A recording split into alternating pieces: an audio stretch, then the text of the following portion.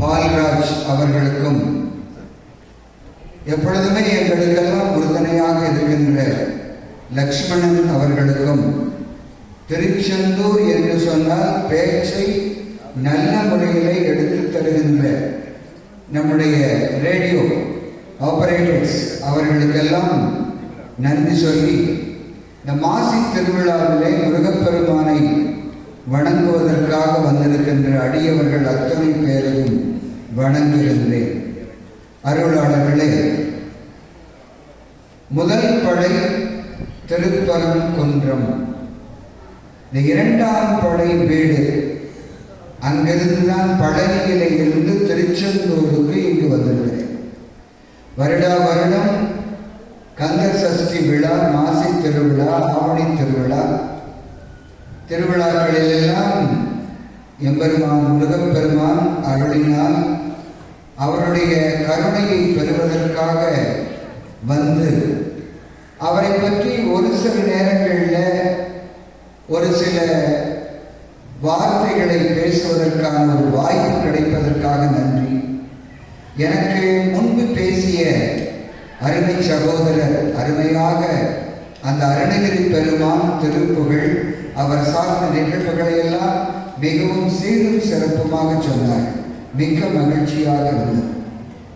வேதனை தீர்க்கும் வேலவன் என்று சொன்னால் நம்முடைய முருகப்பெருமானை தவிர வேறு யாரும் இருக்க முடியாது. நாம் எல்லாரும் கோயிலுக்கு வருகிறோம், நம்பிக்கையோடு தான் எல்லோரும் வந்திருக்கிறோம். நம்பிக்கை இல்லாமல் யாரும் எந்த கோயிலுக்கும் வர முடியாது. அந்த நம்பிக்கையின் அடிப்படையில் தான் இறைவனை நாம் காணுகின்றோம். அந்த நம்பிக்கையின் அடிப்படையில் தான் மனது சந்தோஷப்படுகிறது என்று சொல்கிறோம். இன்ப ஆக்கத்திற்கு திருச்செந்தூர், துன்ப நீக்கத்திற்கு பழனி என்று சொல்வார். அப்படி மிகப்பெரிய ஸ்தலங்கள்ல கருணை கடலாக இருக்கின்ற திருச்சீர் அலைவாய் பெருமான் நமக்கெல்லாம் அருள் புரிந்து கொண்டிருக்கிறார் என்பதை என்றைக்கும் மறக்க முடியாது. திரிலோக சஞ்சரியாக இருக்கின்ற நாரதர் பூலோகத்திற்கு வருகின்றார். அவர் வருகின்ற பொழுது வேதங்களை எல்லாம் ஓதிக்கொண்டிருக்கின்ற ஒரு வேத விற்பனர் நாரதரை பார்க்கிறார். நாரதா, இப்பொழுது எங்கு சென்று கொண்டிருக்கிறாய் என்று கேட்கிறார். என்னப்பா, நான் நாராயணனை பார்ப்பதற்காக சென்று கொண்டிருக்கிறேன். அப்படியா? எனக்கு என்றைக்கு முக்தி கிடைக்கும் என்று கேட்டுக்கொண்டு வா என்று சொல்கிறார். கொஞ்சம் தூரம் போனவுடனே ஒரு விறகு வெட்டி, அந்த விறகு வெட்டி நாரதரை பார்த்து இதைத்தான் அவர் கேட்கிறார், எனக்கு எப்பொழுது முக்தி கிடைக்கும் என்று சொல்லுங்க. நேரம் போன வைகுண்டம் போனாருங்க. வைகுண்டம் போய் கீழே இறங்கி வந்தார். கீழே இறங்கி வந்தோடனே பெருமான் என்ன சொன்னார் என்பது நாரதருக்கு நன்றாக தெரியும். அப்ப அங்க வந்த அந்த வேத விற்பனர் கேட்கிறார், எப்பா எனக்கு முக்தி கிடைக்க வேண்டும் என்று பெருமானை கேட்க சொன்னேன், கேட்டாயா என்று கேட்கிறார். கேட்டேன். இப்பொழுது என்ன செய்து கொண்டிருக்கிறார் என்று அவர் கேட்டார். அப்ப நாரதர் சொல்லுகிறார், இந்தப்பா, அவர் ஊசியினுடைய முனையிலே ஒட்டகத்தை நுழைத்துக் கொண்டிருக்கிறார் என்று சொன்னார். உடனே இந்த வேத விற்பனருக்கு அடக்க முடியாத சிரிப்பு. யாராவது ஊசி முனையினுடைய முனையிலே யாராவது ஒட்டகத்தை நுழைப்பார்களா என்று சிரிக்கிறான், கேலி பேசுகிறார். கொஞ்சம் தூரம் வந்த உடனே அந்த விறகு வெட்டிக்கு இந்த தகவலை சொன்ன உடனே அவன் சொன்னான், இறைவன் நினைத்தால் என்ன வேண்டுமானாலும் செய்வார். ஊசியினுடைய முடியிலே ஒட்டகத்தை மட்டுமல்ல யானையை வேண்டுமானாலும் அவர் நுழைப்பார் என்று அந்த விறகு வெட்டி சொன்ன உடனே, ஐயா, இந்த நம்பிக்கையுடைய உனக்குத்தான் முக்தி கிடைக்கும் என்று நாராயணன் சொன்னான் என்று சொன்னார். அதுதான் உண்மை. அது மட்டுமல்ல, மிகப்பெரிய சங்கடங்கள் வருகின்ற பொழுது நாம் இறைவனை தவிர வேறு யாரையும் நினைக்க வேண்டியது. அதான் முக்கியம். சங்கடங்கள், அந்த சங்கடங்கள் எப்பொழுதெல்லாம் நம்முடைய மனதில் ஏற்படுகிறதோ, துக்கம் தொண்டையை அடைக்கிறது. முருகா, இந்த உலகத்தில் எத்தனையோ பேர் இருந்தாலும் கூட உன்னைத்தான் நான் நம்பி இருக்கிறேன் முருகா. என்னுடைய துன்பங்களை மற்றவர்களிடம் சொல்ல முடியாது. அப்படி ஒருவேளை சொன்னால் என்னுடைய மரியாதை என்பது கெட்டுவிடும் முருகா. அதனால்தான் அருளாளர்கள் சொன்னார்கள், உன்னை ஒழிய ஒருவரையும் நம்புகிறேன் முருகா, உன்னை ஒழிய ஒருவரையும் நம்புகிறேன், பின்னை ஒருவரையான் பின் செல்கிறேன், பன்னிருகை கோலப்பா வானோர் கொடிவரை திருத்தருளும் வேலப்பா செந்தில் வாழ்வே என்று அருளாளர்கள் சொன்னார்களே, அதுதான் அதற்கு அடிப்படை காரணம். என்னுடைய மூத்த பொண்ணு ஆஸ்திரேலியாவில் இருக்கார். இப்போ அதுக்கு இளையவள் செண்பகவல்லி அடுத்து பேசி இருக்கிறாள். இங்கே வந்திருக்கிறேன். அடிக்கடி என்னுடைய மூத்த பொண்ணை பார்க்கறதுக்காக நான் ஆஸ்திரேலியா போகிறது உண்டு. அங்கே ஒரு அருமையான திருக்கோயில், முருகனுடைய திருக்கோயில் இருக்கிறது. அதே மாதிரி சிவனுடைய திருக்கோயில் இருக்கிறது. அந்த முருகனுடைய திருக்கோயிலில் நான் போய் அடிக்கடி பேசுறது உண்டு. அப்படி அந்த விமானத்தில் முதல் பயணம் என்று சொன்னால் கொஞ்சம் பயம். அப்படி ஒரு விமானம் 25,000 அடிக்கு மேலே கடல் மட்டத்துக்கு மேலே பறந்து கொண்டிருக்கிறது. இந்த விமான பணிப்பெண் சொல்லுகிறாள், வெளியில வந்து யாரும் பயப்பட வேண்டாம், விமானத்தினுடைய வலது இறக்கை சற்று பழுதாய் இருக்கிறது, இப்ப உதவி விமானி அதை சரி செய்து கொண்டிருக்கிறார், யாரும் கவலைப்பட வேண்டாம்.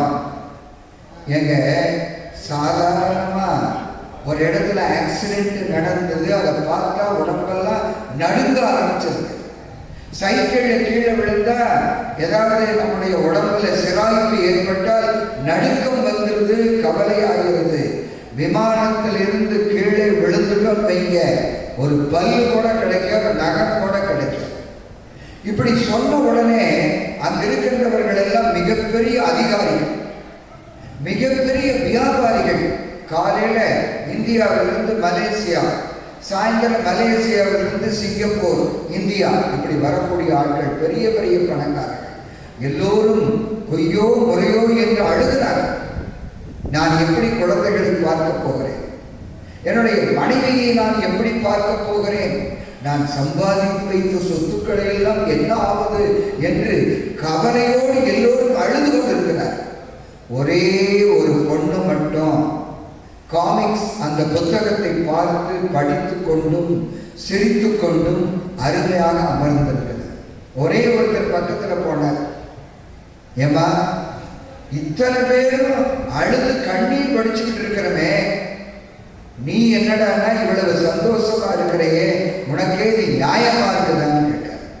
அதுக்கு என்னங்கய்யா பண்றது, நான் எதுக்கும் கவலைப்பட வேண்டிய அவசியமே இல்லை, ஏன் அப்படின்னு கேட்டார். அந்த குழந்தை சொன்ன பதில், இங்க பாருங்க, இந்த விமானத்தை ஓட்டுகின்றவர் என்னுடைய தந்தை, நான் எப்படி பத்திரமாக தரையிறங்க வேண்டும் என்பது என்னுடைய அப்பாவுக்கு நன்றாக தெரியும், நான் கவலைப்பட வேண்டிய அவசியம் இல்லைன்னு சொன்னார். இதுதான் நம்முடைய வாழ்க்கையில முருகனுடைய திருவிளையாடல் என்பதை மறந்துவிடக்கூடாது.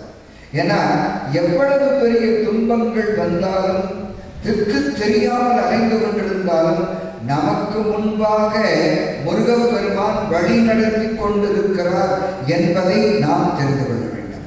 எந்த வேதனையாக இருந்தாலும் அவனுடைய பாதார விந்தங்களிலே சமர்ப்பித்து விட்டால் அத்தனை வினைகளும் மலை போல வந்தாலும் பனி போல நீங்கிவிடும் என்றுதான் சொல்லுவார்கள்.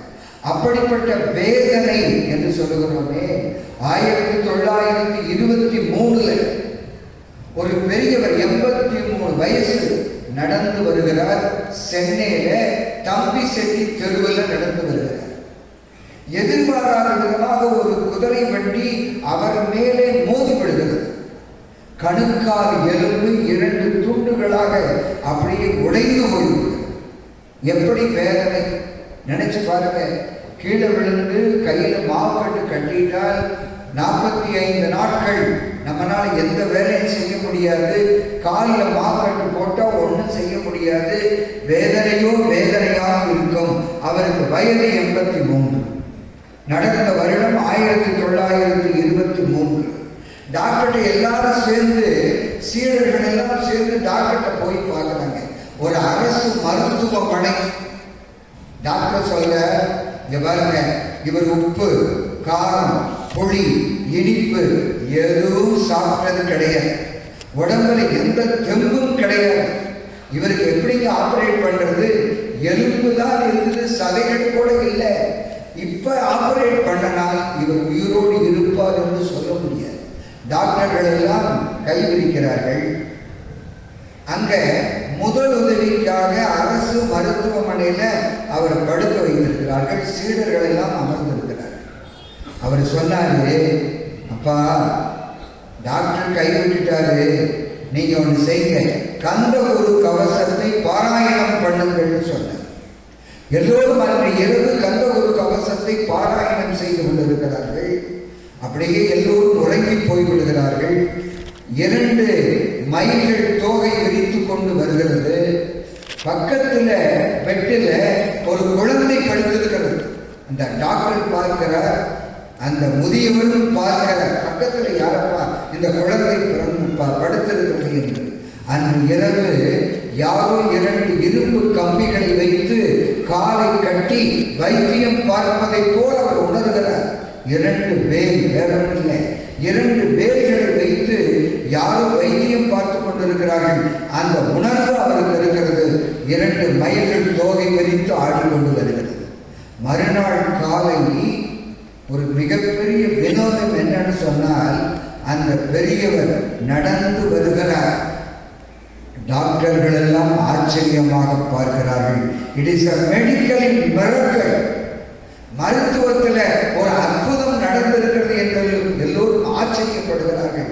அவர் வேற யாரும் இல்லை, நம்முடைய சத்குருவாக இருக்கின்ற பாம்பன் சுவாமிகள் தான் அவர். அவருக்குத்தான் முருகப்பெருமான் இந்த வேதனைகளை எல்லாம் நீக்கி இருக்கிறான் என்பதை நாம் உணர்ந்து கொள்ள வேண்டும். முருகப்பெருமானுக்கு சித்தன் வாழ்வு என்று இருக்கிறது. பழனிக்கு அதான பேரு. எந்த வியாதிகள் வந்தாலும் நம்முடைய கந்த பெருமானுடைய அந்த திருநீற்றினுடைய மகிமை அதை எடுத்து நாம் பூசிக்கொண்டால் அந்த மகிமை என்பது சொல்லிலடங்காததாக இருக்கும். ஒரு காய்ச்சல், ஒரு தலைவலி, ஒரு வயிற்று வலி, அவனுடைய அந்த திருநீர் என்பது மிகப்பெரிய மருந்தாக இருக்கிறது. ஏன்னா திருஞான சம்பந்தருடைய திருநீற்று பதிகமும் அதைத்தான் சொல்கிறது. மந்திரமாவது நீரு, வானவர் மேலது நீரு, சுந்திரமாவது நீரு, துதிக்கப்படுவது நீரு. அப்படிப்பட்ட அந்த திருநீரு நம்முடைய வேதனைகளை எல்லாம் நீக்கும் என்பதில் எந்த விதமான அச்சமும் கிடையாது. மாசி திருவிழாவுக்கு எல்லாரும் வந்திருக்கிறோம். மனது எப்பொழுதோ ஒரு மயக்க நிலையிலே இருக்கிறது. நமக்கெல்லாம் அப்படித்தான் இருக்கும். லௌகீக வாழ்க்கை, இந்த லௌகீக வாழ்க்கையில நாம் எல்லாரும் கஷ்டப்பட்டு கொண்டுதான் இருக்கிறோம். ஏதாவது ஒரு வழிகள், அந்த வழிகளிலிருந்து தப்பிக்க வேண்டும் என்று சொன்னால் வேறு யாருடைய உதவியும் தேவையில்லை. முருகப்பெருமானுடைய உதவிதான் நமக்கு தேவை. வந்த வினையும் அதான் ரொம்ப முக்கியம். அப்படிப்பட்ட ஒரு வினை அருணகிரி பெருமானுடைய வாழ்க்கையில நடந்திருக்கு. சின்ன குழந்தையாக இருக்கும் போது நம்ம குழந்தைகளை எப்படி வளர்க்க வேண்டும் என்று நம்முடைய அம்மாக்கள் சொல்லிக் கொடுத்திருக்கிறார். நம்ம குழந்தைக்கு பேங்க் பேலன்ஸ் சொல்ல வேண்டிய அவசியம் இல்லை. இவ்வளவு சொத்து இருக்கிறது என்று சொல்ல வேண்டிய அவசியம் இல்லை. நம்மிடம் என்ன இருக்கிறது, என்ன வைத்து வாழ்ந்து கொண்டிருக்கிறோம் என்பதைத்தான் அந்த குழந்தைகளுக்கு நாம் சொல்லித் தர வேண்டும். ஆனால் அருணகிரி பெருமானுடைய வாழ்க்கையில திக்கு தெரியாத ஒரு காட்டுல போய் அவன் சிக்கிக் கொண்டதுதான் நம்ம ஞாபகத்துக்கு வருகிறது. எல்லோரும் சொன்னார்கள், அருணகிரி இந்த பாதையில போகாத, நெருஞ்சிகள் அதிகமாக இருக்கிறது, நீ போனேன்னா காலெல்லாம் பாதங்கள் ரணமாகி போய்விடும், போகாதேப்பா அப்படின்னு சொன்னால், அந்த காட்டுல நெருஞ்சி முள் இருக்கின்ற வழியில் தான் அருணகிரி பெருமான் நடந்தார். சேக்கிழாருடைய பாஷையில சொல்லணும்னா இன்பத்துறையில் எளியவராக இருந்தது.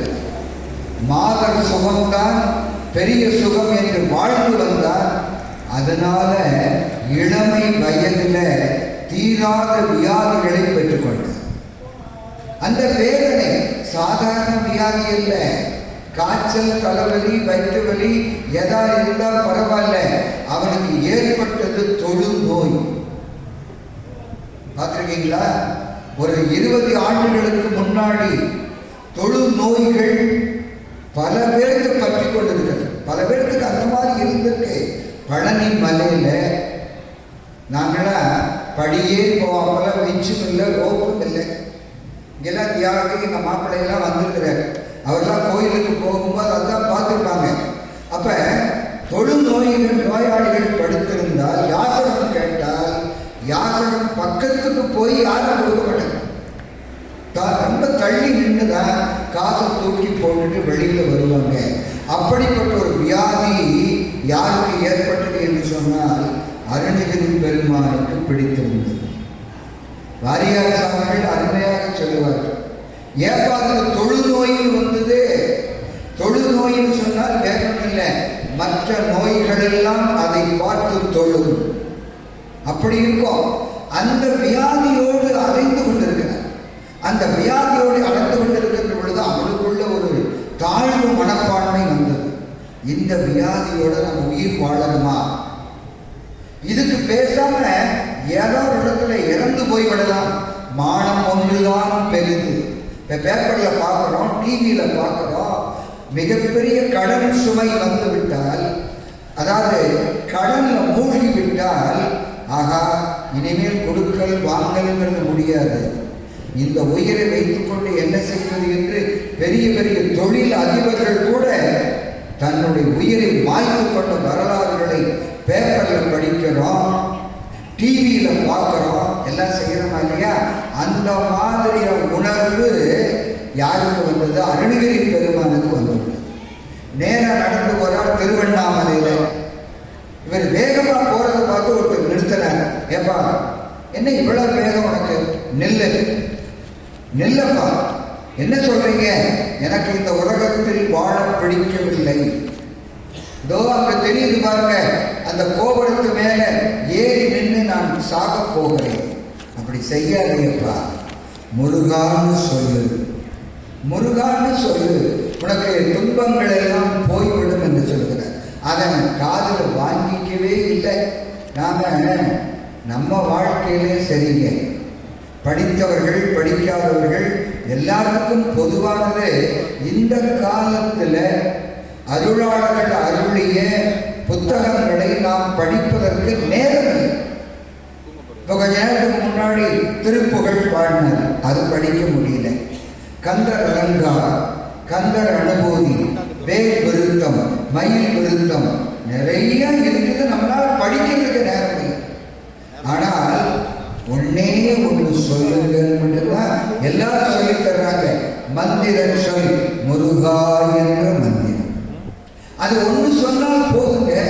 முருகா என்ற சொல்லை நாம் சொன்னால் மறுபிறவி என்பது இருக்க. மாணிக்கவாசகர் சொன்னார் பாருங்க, புல்லாகி போடாகி பொழுவாகி மரமாகி பல் மிருகமாகி பேயாய் கணங்களாய் முனிவராய் எல்லா தாவரத்து சங்கமத்துள் பிறந்து இழைத்தேன் எம்பெருமானே. எழுகடல் மணலை அளவிடில் அதிகம். ஒரு தாய், இரு தாய், பல தாய், கோடியதாய், எல்லா தாய்களுடைய வயிற்றிலையும் பிறந்து பிறந்து பிறந்து வந்துட்டேன்பா முருகா, எனக்கு இனி பிறவி வேண்டாம் என்று சொல்லுகிறோமே. முருகா என்ற மந்திர சொல்லை சொன்னால் அடுத்த பிறவி என்பது கிடையாது. அப்படிப்பட்ட ஆனால் அருணகிரி பெருமான் அதை கேட்கவில்லை. நம்ம கூட நிறைய பக்தி பாடல்களை எல்லாம் கேட்கிறோம். பக்தி பாடல்களை கேட்கிறோம், கேட்டாலே போது நமக்கு ஒரு மனசு சந்தோஷமா இருக்கும். சொல்லாத நாளில்லை சுடர்மிகும் வடிவேலா சுவையான அமுதே செந்தமிழாலே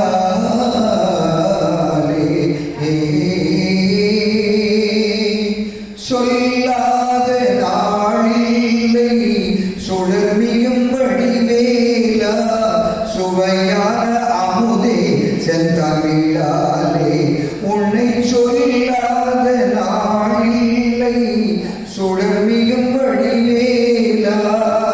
இப்படி கூட ஒரு பாடல்ல முருகப்பெருமானுடைய அந்த நாமத்தை சொன்னால், அப்படி சொல்லாமா வேண்டாமா? நிச்சயமா சொல்லலாம். அப்படி சொல்லும் போது கூட அவன் வாழ்க்கையை வெறுத்து போகும். கிளி கோபுரம், வெள்ளாளன் அந்த கோபுரத்து மேலே ஏறி நின்று தன்னுடைய உயிரை மாய்த்துக் கொள்வதற்காக மனசையெல்லாம் வெறுத்து மேலிருந்து கீழே விழுந்தார் அருணகிரி பெருமான். முருகப்பெருமான் ஓடோடி வந்து தன்னுடைய நாமத்தை யார் சொன்னார்களோ அவர்களை காப்பாற்றுவதற்காக அப்படி பூச்சென்று தாங்குவதை போல அருணகிரி பெருமானை தாங்குகிறார். அருணகிரி தற்கொலை செய்து கொள்வது பாவம் இல்லையா? முருகா, எனக்கு இதை தவிர வேறு வழி இல்லை. இந்த ஊர் ஏசுகிறது, உலகம் ஏசுகிறது, உற்றார் ஏசுகிறார்கள், உறவினர்கள் ஏசுகிறார்கள், என்னுடைய தங்கை ஏசுகிறார். நான் என்ன செய்வது முருகா? இதை தவிர எனக்கு வழி இல்லை. அப்பா, ஒன்று நன்றாக தெரிந்து கொள். இந்த சின்ன வயசுல நீ இறந்துட்டீன்னா பேயாக அலைய வேண்டியதுதான். ஒன்று செய்ய, என்னை பற்றி பாடு, சும்மா இது சொல்லல. அப்படி அருமையான உபதேசம் பண்ண. இந்த காலத்துல முருகன் நமக்கு இந்த உபதேசத்தை சொல்லி இருந்தால் நிச்சயமா யாரும் ஏற்றுக்க முடியாது. ஏன்? எல்லாத்துக்கும் ஒவ்வொருத்தருக்கும் ஒரு வேலை. நின்றும் இருந்தும் கிடந்தும் எல்லா இடத்துலையும் இருந்துதான் பார்க்கிறோம், படுத்துதான் பார்க்கிறோம். ஒரு வேலை நடக்க மாட்டேங்குது. நாய்க்கு வேலை கிடையாது, அங்கிட்டு அலைஞ்சிட்டே தான் இருக்கும். ஆனா வேலை கிடையாது, அங்கிட்டு அலை. அது மாதிரி முருகனுடைய நாமத்தை சொல்லுவதற்கு நமக்கு நேரம். சாயந்தரம் 6 மணிக்கு டிவி ஆன் பண்ணிட்டால் ஏதாவது ஒரு டிவியில ஏதாவது ஒரு சீரியல் ஓடிக்கிட்டு தான் இருக்குது. நாமளே நினைக்கிறோம் கொஞ்ச நேரம் சாமி கும்பிடலாம், தொடரும். அடுத்த தொடர்ச்சி வந்தது, பார்க்க வேண்டும் என்ற ஆசை முருகனை மறந்து. இது காலத்தினுடைய கட்டாயத்தில் நாம் தள்ளப்பட்டு கொண்டிருக்கிறோம் பல வீடுகளில். இதெல்லாம் கிடையவே கிடையாது. வேல்மாறல், கந்தர் அனுபூதி, கந்தர் கலிவென்பா, கந்த ஒரு கவசம், கந்த சஷ்டி கவசம் அருமையாக டிவியில போட்டுட்டு அருமையாக கேட்டுக்கொண்டிருக்கிறார்கள். அந்த சொற்களை கேட்டாலே, மந்திர சொற்களை கேட்டாலே வீடு சுமங்கலியாக இருக்கும். வீடு அப்படி ரொம்ப அருமையா அந்த மந்திர சொல்லினால நிரம்பி இருக்கும் என்பதை நாம் மறந்துவிடக்கூடாது. சும்மா இது சொல்லல. கந்தர் அனுபூதியில் அதைத்தான் பாடுறாரு. சும்மா இது சொல்லல. அம்மா, பொருள் ஒன்றும் அறிந்திலே, நீ சொன்னதுக்கு எனக்கு அர்த்தம் தெரியலைப்பான்னு சொல்ற. முருகன் சொல்ற, என்னை பற்றி பாடப்பா. முருகா, வெயிலுக்கும் மழைக்கும் கூட நான் பள்ளிக்கூடத்துக்கு போனதில்லை, எனக்கு எதுவும் தெரியாது என்று சொல்கிறார். அப்படியா என்று முருகப்பெருமான் திருக்கை வேலினால் அதனுடைய நாக்கில ஓம் என்ற பிரணவ மந்திரத்தை எழுதுகிறார்.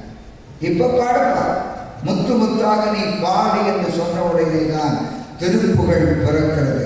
இதே திருச்செந்தூர் திருப்புகழில் தான் பக்கரை விசித்திரமணி அப்படிங்கிற பாடல்ல முருகப்பெருமானே சொல்லுகிற திருப்புகழ் செப்பு. முருகனே சொல்கிறார், நீ திருப்புகழ் பாடுப்பா என்று சொல்கிறார்.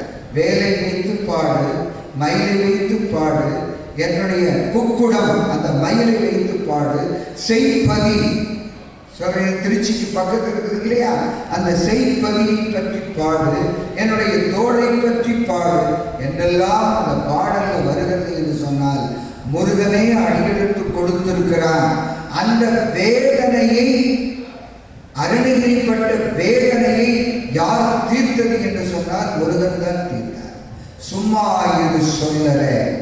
ஒரு கோபுர, திருவண்ணாமலைக்கு கீழ் ஒரு கோபுரத்துக்கு கீழே அப்படியே பேசாம உட்கார்ந்திருந்தார் நிஷ்டையில. எத்தனை ஆண்டு காலம்? 12 ஆண்டு காலம் நிஷ்டையில உட்கார்ந்திருந்தார். இந்த காலத்துல சினிமாவில் தாங்க நீங்க வசனம், டயலாக், பஞ்சு டயலாக்லாம் பார்க்கறது. அப்பவே வாரியார் சாமிகள் அருமையா சொன்னார், கட்டையை கடைந்தால் கடல் வரும், தயிரை கடைந்தால் வெண்ணெய் வரும், நிஷ்டையிலே இருந்தால் முருகப்பெருமான் வருவார். அதுதான் நாம செய்ய வேண்டியது. எவ்வளவு நேரம் வேலையில் இருக்கிறோம், எவ்வளவு நேரம் உழைக்கணும், எங்கெல்லாம் போறோம், அது முக்கியமல்ல. ஒரு 10 நிமிடம் 15 நிமிடம் நம்ம பூஜை அறை, வீட்டில் ஏதாவது சின்ன வீடுகள், ஏதாவது சின்ன பூஜை ரூமில் உட்கார்ந்து முருகனை பற்றி நாம் நினைத்து அந்த நிஷ்டையிலே இருந்தால் நிச்சயமாக வருவார். வள்ளலார் நேரடியாக பார்க்கலையா, பள்ளிக்கூடத்துக்குமே போகல. இது வாழ்க்கை கல்வி. நம்மளாம் சாப்பிட்றதுக்கு படித்த படிப்பு, ஆனால் ஆத்மாவுக்காக படித்தவர் தான் வள்ளலார். அண்ணிகிட்ட கேட்டார், அண்ணி நான் பள்ளிக்கூடம் போகிறேன்னு அண்ணன் என்னை திட்டுறாரு, வீட்டுக்குள்ளேயே வர வேண்டாம்னு சொல்றாரு, எங்க அப்பாவுக்கு திவசம் நடக்குது, நான் ஒரு வாய் சோறு கூட சாப்பிடல. அண்ணி அதை சொல்லி அழுகிற. அப்ப வள்ளலார் சொன்னாரு, ராமலிங்க அடிகளார் சொல்றார், அண்ணி எனக்கு மாடியில ஒரு தனி அறையை ஒதுக்கி கொடுங்கள், ஒரு நிலை கண்ணாடி, ஒரு தீபம், நான் அமர்வதற்கு ஒரு மேஜை, இது இருந்தால் போதும், நான் அங்கு படித்துக் கொள்ளுகிறேன். ஆத்மாவுக்காக படித்த படிப்பு தான் வள்ளலாருடைய திரு அருட்பா. நினைந்து நினைந்து, உணர்ந்து உணர்ந்து, அப்படியே நெக்காக உருகி உருகி பாடக்கூடிய அருட்பாவல் தான் முருகப்பெருமான் அவருக்கு தோன்றினார். முருகா, என்னுடைய கனவுல நீ வந்துட்டார், ஒருவேளை கண்ணீரில் பட்டுவிடுமோ என்பதற்காகத்தான் நீ என் கனவுல வராமல் இருக்கிறியா அப்படின்னு வள்ளலாரே கேட்கிறார். நம்ம கனவுல வரமாட்டாரா சார் அப்படின்னு நம்ம கேட்கலாம். வருவான், வருவான் வடிவேலன். உள்ளத்திலே நீ இருக்க, உன்னை நம்பி நான் இருக்க, வெள்ளி மலையான் மகனே வேலையா, என் வாழ்வு வளம் காண கடை கண் பாறையா, கடை கண் பாறையா. வருவான். நம்ம கடவுளை ஏன் வரல? செல்லுன்னு ஒன்று இருக்கு, கைபேசி. அதுல 1375 மெசேஜை பார்த்துட்டு தான் நம்ம தூக்குறோம். தூக்கத்துல முருகன் வருவானா? அது வருவான், நிச்சயமா வரவே மாட்டார். உள்ளம் உருகி, காதலாகி, கசிந்து, கண்ணீர் மல்கி அவன் அப்படியே தோத்திர பாடல்கள் முருகா முருகா முருகா முருகா முருகான்னு நம்ம பாடிக்கிட்டே இருந்தால், நினைச்சுக்கிட்டே இருந்தால் நிச்சயமாக வருவான். அந்த வேதனை, வள்ளலார் பட்ட வேதனை, அந்த வேதனையெல்லாம் நீக்கியது யார் என்று சொன்னால் தணிகாசலத்தினுடைய முருகன் தான். அதை மறந்துடவே கூடாது. இன்னொன்று, கந்த புராணம் நம்முடைய சொந்த புராணம் என்று என்னுடைய குருநாதர் தான் அதிகமாக சொல்லுவார், சுகிசிகம் அவர்கள். கந்த புராணம் நமது சொந்த புராணம். கந்த புராணம் திருப்பரங்குன்றத்தில் ஒரு கல்யாணத்தில் முடிகிறது, முருகனுடைய திருமணம். கைலாயத்தில் சிவபெருமான் பார்வதியினுடைய திருமணம் ஆரம்பிக்கிறது. இதில் படித்தா திருமணம் ஆகாதவர்களுக்கு கந்த புராணத்தை படித்தால் திருமணம் ஆகும் என்று சொல்லுகிறது. அது உண்மைதான். இல்லை, நம்மள பொதுவாக பெருமைக்காக சொல்றதில்லை. அந்த கந்த புராணத்தை யார் எழுதியது என்றால் கச்சியப்ப சிவாச்சாரியார். கச்சியப்ப சிவாச்சாரியார் அவர் எங்க இருந்தாரு? காஞ்சிமா நகரில் தான் இருந்தார். அவருக்கு புலமை அதிகம், தமிழ்ல புலமை அதிகம், சமஸ்கிருதத்துல வடமொழியில நல்ல புலமை வாழ்ந்தவர். அப்படிப்பட்டவருடைய கனவுல முருகன் தோன்றி சொல்ற, இந்த பாரப்பா என்னை பற்றி ஒரு நூல் எழுதுன்னு சொல்ற. ஆமா, எனக்கு ஏதோ புலமை இந்த மொழிகளில் தெரியும், பாடுவதற்கான தகுதி என்கிட்ட இல்லையே, நீ பாடப்பா, நீ பாடு, நான் அந்த பாடல்களை எல்லாம் உனக்கு திருத்தி தருகிறேன். எப்படின்னு பாருங்க, இதெல்லாம் நடந்த உண்மை, நடந்த உண்மை. பாத்தியார் நாங்க காம்போசிஷன் நோட்டெல்லாம் திருத்தி கொடுக்கலாம், ஹோம்ஒர்க் நோட்டெல்லாம் திருத்தி கொடுக்குற பாருங்க. அது மாதிரி முருகப்பெருமான் கச்சியப்ப சிவாச்சாரியாருக்கு அந்த பாடலை அன்றைக்கே திருத்தி கொடுத்திருக்கிறார். Proof reader. என்ன ஆச்சரியம் பாருங்க, டெய்லி 100 பாட்டு எழுத வேண்டியது. அந்த கந்தகோட்டத்தில் கொண்டு போய் அங்கிட்டு சிவபெருமான், இங்கிட்டு பார்வதி, அந்த கோயிலுக்கு போனாலே தெரியும், அந்த முருகனுடைய சன்னிதானத்தில் கொண்டு போய் பாட்டை எழுதி வச்சிருக்கார். முருகப்பெருமான் அந்த பாடல்களை திருத்தி கொடுப்பான், அதை எழுதிட்டு வந்திருக்கார். இப்படி 10,556 பாடல்கள் எழுதியாச்சு. அரங்கேற்றம் நடக்க வேண்டும். அரங்கேற்றம் செய்யணும்னா இந்த காலத்து மாதிரி ஏதோ ஒரு நூலகத்துக்கு போய் ஒரு பிரிண்டிங் ப்ரெஸ்ஸில் போய் பிரிண்ட் பண்ணி ஒருத்தர் அணிந்துரை முகப்புரை எழுதுவார், எழுதி பப்ளிஷ் பண்ணக்கூடிய காலம் இந்த காலம். ஆனால் அங்கெல்லாம் அப்படியே அரசவையில புலவர்கள் மத்தியில இந்த பாடலை பாட வேண்டும், இலக்கண பிழை இல்லாமல் பாட வேண்டும். இலக்கண பிழை இருந்தால் அந்த நூல் அன்றைக்கு அரங்கேற்றம் ஆகாது. அப்படி கச்சியப்ப சிவாச்சாரியார் எல்லாம் வந்து உட்கார்ந்தாச்சு, புலவர்கள் எல்லாம் உட்கார்ந்திருக்கிறார்கள், அரசன் உட்கார்ந்திருக்கிறான். இவரை எடுத்த உடனே திகட சக்கர செம்புகம் ஐந்துடான்னு ஆரம்பிச்சார். இவ்வளவுதான், ஒரு வரிதான் படிச்சாரு.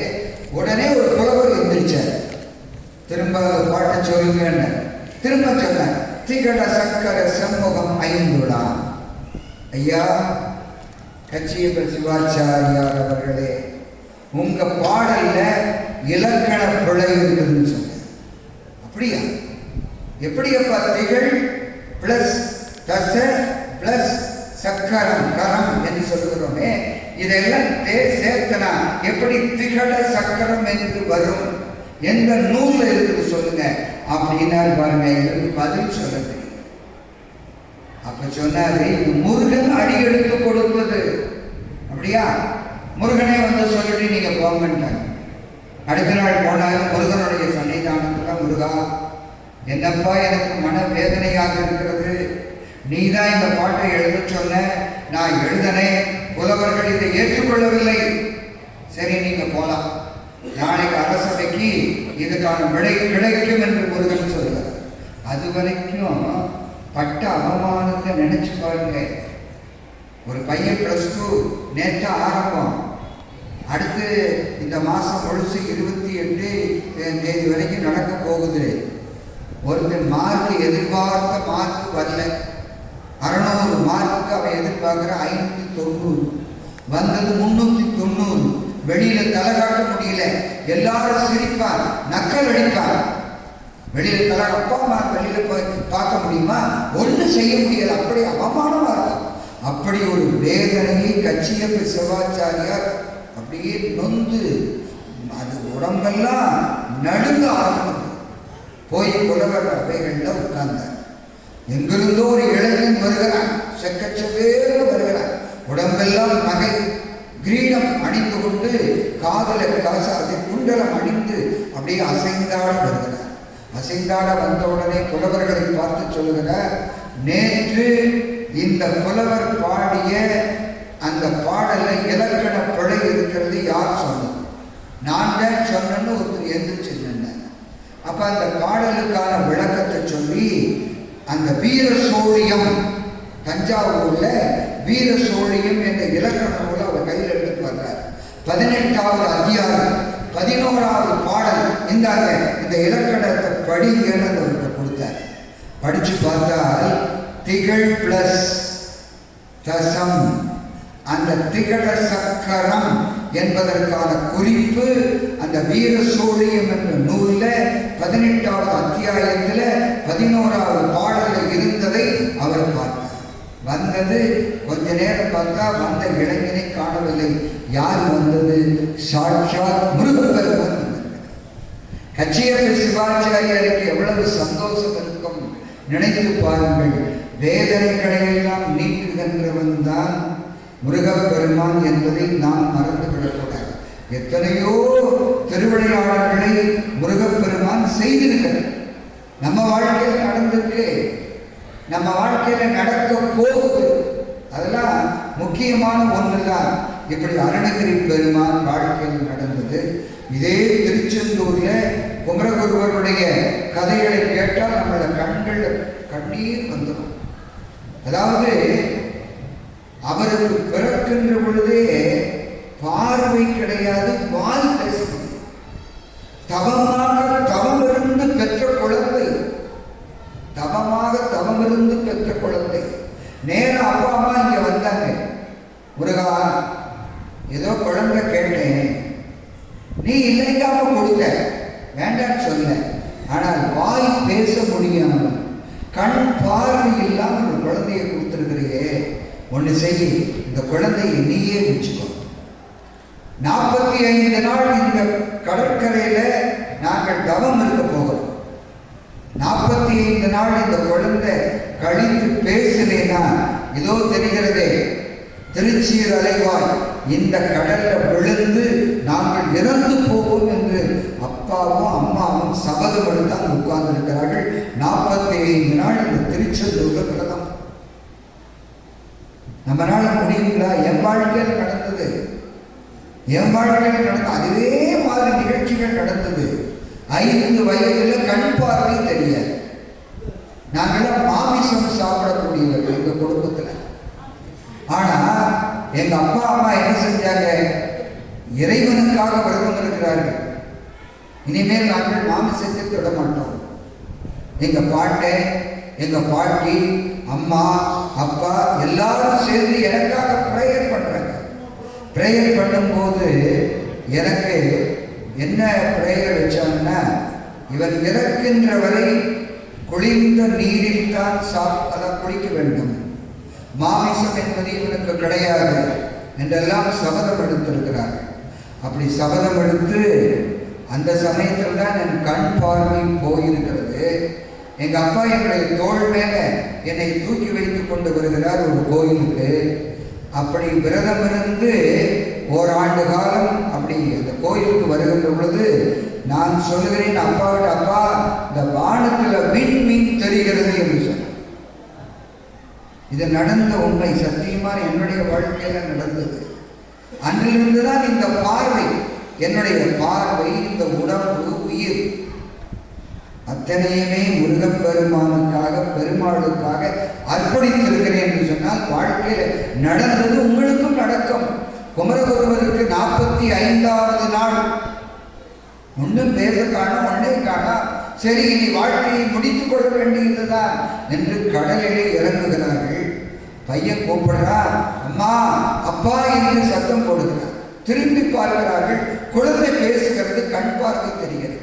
மகனே என்று ஆட தழுவி, என்னப்பா நடந்தது என்று கேட்டால் குழந்தை சொல்கிறான், அம்மா யாரோ ஒருத்தர் வந்த, ஒரு கையில பூ கொடுத்த, விபூதிய வாயில போட்ட, விபூதிய நெத்தியில பூசி விட்ட, நீ பேசுன்னு சொன்னாரு, நான் பேசினேன். கந்தர் கலிவன்பா இருக்கா இல்லையா? அந்த வேதனையை நினைச்சு பாருங்க. அப்பா அம்மா நடந்த அந்த வேதனையை நினைத்து பாருங்கள். அந்த வேதனையை முருகப்பெருமான் தீர்த்து வைத்திருக்கிறான் என்று சொன்னால், வேதனை நீக்கக்கூடிய கடவுள் அந்த தெய்வம் முருகனை தவிர வேறு யாரும் இல்லை. எல்லாருக்கும் வாழ்க்கையிலே இந்த மாதிரி ஒரு அனுபவம் இருக்கத்தான் செய்யும். நீங்க இந்த காலத்தில் மதுரையில் மாரிமுத்து என்ற ஒரு முருக பக்தர் இருந்தார். அவரு முருகனை பத்தி பேசுவாரு, மற்றவங்களை பார்த்து பாட தெரியும். அப்ப என்ன பண்ணாரு, முருகா உன்னையை பற்றி பேசுறேன், எனக்கு பாட தெரியல, அருணகிரியை பற்றி அருணகிரியை போல நான் பாட முடியவில்லை, வள்ளலாரை போல பாட முடியவில்லைன்னு சொல்லி முருகனுடைய சன்னிதானத்தில் நாக்கை நீட்டி உடைவாளால் அறுத்து கொள்ளும்.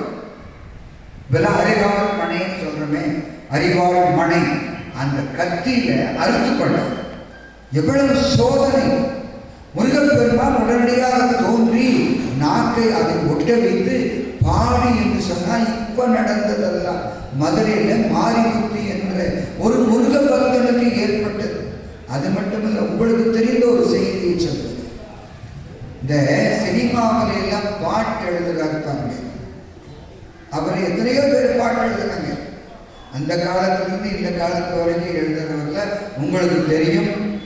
வாலி, மிகப்பெரிய வாலி 1000 பாடல்களுக்கான ஒரு டிவி புரோகிராமே நடந்தது. அவருடைய அக்காவுக்கு பயங்கரமான புற்றுநோய், வயசு 70க்கு மேல ஆயிடுச்சு. தமிழ்நாட்டில் எல்லா டாக்டரையும் போய் பார்க்கணும். இது 4வது ஸ்டேஜுக்கு வந்துருச்சுங்க. இனிமேல் உங்க தங்கச்சியை காப்பாற்ற முடியாது, உங்க அக்காவை காப்பாற்ற முடியாது என்று எல்லோரும் கை கொடுத்து விடுகிறார். வாலி நினைச்ச ஏதாவது ஒரு டாக்டர்கிட்ட போய் ஒரு ஆறுதலுக்கு ஒரு மாத்திரையை வாங்கி கொடுத்து கொஞ்ச நாளைக்கு அக்கா உயிரோடு இருக்கட்டும் சொல்லிட்டு திருச்சியில இருக்கிறார். அவர் முழுமையான வைஷ்ணவர், பெருமாளை தவிர வேற யாரையும் கூப்பிட மாட்டார்.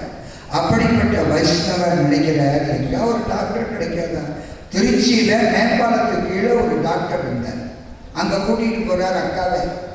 அங்க கூட்டிட்டு போய், டாக்டர் இப்பவோ பிறகோ அடுத்த நாளும் 1 மாசமோ எங்க அக்காவுக்கு டைம் சொல்ல முடியாது, ஆனா நீங்க பாருங்க, ஏதோ ஒரு மாத்திரையை கொஞ்சம் எழுதி கொடுங்க அப்படின்னு கேட்கிறார். ஐயா, என் கையில எதுவுமே கிடையாது, இது முற்றி போன வியாதி, எல்லாம் சரவணன் தான் அப்படின்னு சொல்ற. அந்த சொன்ன டாக்டருக்கு பேரும் சரவணன். சரி, வாங்கிட்டு போய் 1 மாசத்துக்கு சத்து மாத்திரை தான் எழுதி கொடுக்குற. அந்த சத்து மாத்திரைக்குள்ள முருகப்பெருமான் முடியிருக்கிறார், மறந்துடாதீங்க. அப்படியே கொடுத்துட்டே வர்றாங்க. 1 மாதம், 2 மாதம், 3 மாதத்திற்குள்ளாக அந்த புற்றுநோய் என்பது தீர்ந்து விடுகிறது. தீர்ந்து போச்சு. அந்த அவர் சொல்லுவார், வாலி சொல்லுவார், நானாவது ஒரு 10 நாட்டுக்கு தான் வெளிநாட்டுக்கு போயிருப்பேன், எங்க அக்கா ஏறத்தாழ 55, 60 நாடுகளுக்கு இதுவரை சுற்றுப்பயணம் செய்து வந்திருக்கிறாள். அப்பத்தான் வாலி முருகனை பற்றிய ஒரு பரிபூர்ணமான நம்பிக்கை வருகிறது. அப்ப டி.எம். சௌந்தரராஜன் பீக்கில் இருக்கிறார். அவர்கிட்ட போய் ஒரு கால் சீட் கூட வாங்க முடியாது. அப்ப முருகனை பத்தி ஒரு பாட்டு எழுதுறார். பாட்டு எழுதி டி.எம். சௌந்தரராஜனுக்கு அனுப்புறார். அவர் என்ன நினைக்கிறாரு, முருகா, உண்மையிலேயே நான் கொடுத்து வைத்திருந்தால் இந்த பாட்டை டிஎம்எஸ் பார்க்கணும், அதை அவர் ரெக்கார்ட் பண்ணணும்னு நினைக்கிறார். ஒரு நாள் எதிர்பாராத விதமாக டிஎம்எஸ்இருந்து வாலிக்கு ஒரு டெலிஃபோன் வருகிறது. வாலி, நீங்கள் புறப்பட்டு சென்னைக்கு வர வேண்டாம், உங்களுடைய பாடலை நான் ரெக்கார்ட் செய்திருக்கிறேன், அதற்கான சன்மானத்தை வாங்கி செல்லுங்கள். அக்காவுடைய வேதனை தீர்ந்தது. அதுக்கு பின்னாடி என்னுடைய பாடல் டிஎம்எஸ் பாடி இந்த உலகெங்கும் பரவ வேண்டும் என்ற ஆசை இருந்தது. அதற்கிடையில பட்ட வேதனை என்பது சொல்ல முடியாது. உடனடியே போய் சென்னையில் போய் அவரை பார்த்து சன்மானம் வாங்கி கொண்டு வருகிறார். உங்களுக்கெல்லாம் அருமையான அந்த பாடல் தெரியும். கற்பனை என்றாலும் கற்பனை என்றாலும் கற்சிலை என்றாலும் கந்தனே உனை மறவே. கற்பனை என்றாலும் கற்சிலை என்றாலும் கந்தனே உனை மறவே. அருமையான பாடல். நிற்பதும் நடப்பதும் நின் செயலால். என் கையில ஒண்ணுமே கிடையாது முருகா, எல்லாமே நீ வழி நடத்தி செல்லுகிறாய், அதை நான் பின்பற்றி செல்கிறேன் என்று வாலி சொன்னதுதான் இந்த இடத்துல இந்த காலத்துல முருகப்பெருமானுக்கு நமக்கு தகுந்த ஆதாரமாக. இதே டிஎம்எஸ்னுடைய வாழ்க்கையில எத்தனை திருவிளையாடல்களை பண்ணியிருக்கிறார். வாரியார் சாமிகளுடைய வாழ்க்கையில எத்தனை திருவிளையாடல்களை முருகப்பெருமான் செய்திருக்கிறார். இதெல்லாம் சொல்லி மாறாத ஒன்று. சென்னையில வாரியார் சாமிகள் ஒரு சொற்பொழிவில் உட்கார்ந்து சொற்பொழிவு செய்து கொண்டிருக்கிறார். சொற்பொழிவு செஞ்சா கடைசியில எல்லாரும் வந்து வாரியார் சாமி காலில் விழுந்து வணங்கி செல்வது வழக்கம். ஏன்னா பெரிய முருக பக்தர் இல்லையா.